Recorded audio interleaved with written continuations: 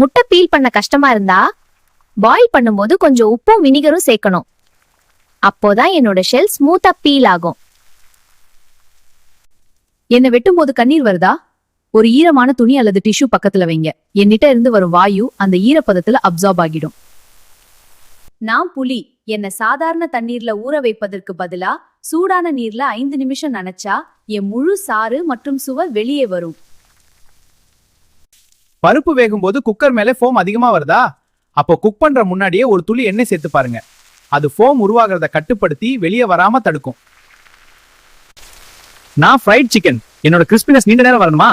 மைதாவும் அரிசி மாவும் கலந்து கோட் பண்ணுங்க. இதான் என் கிறிஸ்பினஸ் சீக்ரெட். தேங்காய் பாலுக்கு எண்ணெய் அரைக்கும் போது குளிர்ந்த நீர் பயன்படுத்தாதீங்க. சூடான நீர் சேர்த்தா எண்ணுள் இருக்கும் பால் மற்றும் எண்ணெய் முழுசா வெளிவரும். இந்த bright red colour artificial food colour இல்ல. காஷ்மீரி மிளகாய எண்ணெயில மெதுவா வறுத்தா இப்படி நேச்சுரல் கலர் மற்றும் ஃபிளேவர் வரும். நான் ரசம் என்ன அதிகமா கொதிக்க விடக்கூடாது. நான் மெதுவா சிம்மர் ஆகணும். அப்பதான் என் இயல்பான சுவை கெடாம இருப்பேன்.